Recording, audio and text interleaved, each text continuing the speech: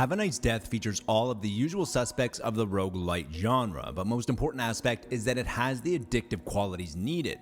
As the Grim Reaper, CEO of Death Inc., you constantly want to take just one more run.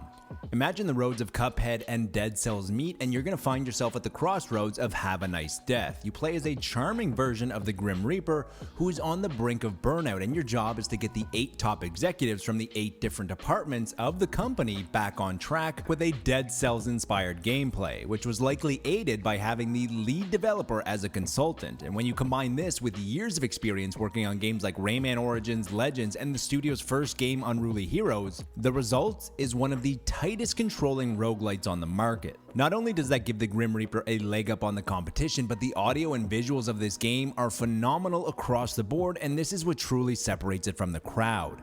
Have a Nice Death embraces the darker side of things with its art style, similar to games like Hollow Knight and Limbo. However, it's the art direction built around this palette of darkness that makes Have a Nice Death pop off the screen. The stunning 2.5D environments are basically monochrome, and this gives each of the 8 areas a unique and distinct feel when they have slight color modifications. When the action gets going, it's the lack of color in most areas that not only make the game visually distinct, but it also helps the player decipher all of the information on screen thanks to the attacks and enemies being animated using bright punches of color. Audio details are not forgotten. The light and spooky score accent the gameplay perfectly, chunky sounds that give your weapon weight, all the way down to smaller details including music when you take the elevator to get to another floor of Death Inc. You begin with your standard weapon, which is your scythe, as expected, but then you have the ability to have different forms of your main weapon, cloak weapons, which are basically magic spells that don't use mana, and magic spells that do use mana.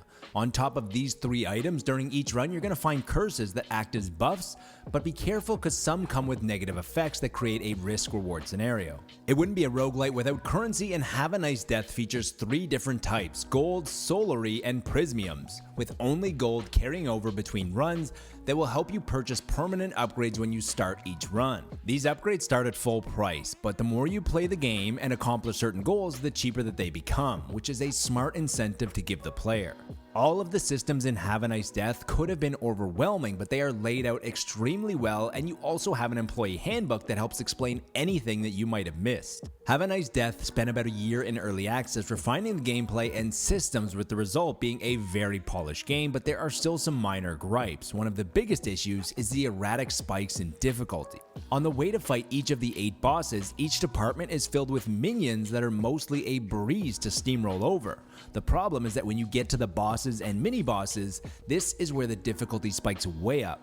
With this increase in difficulty and the nature of the genre, if this is your first attempt, odds are you're going to die very quickly, and this leads into the other 2 issues. Health, or anima as it's called in the game, is very hard to find, and even when you do find it, the result is very unsatisfying. Have a Nice Death takes a satirical look at difficult working conditions that include some heavy topics that include harassment, burnout, addiction, anxiety, and suicide.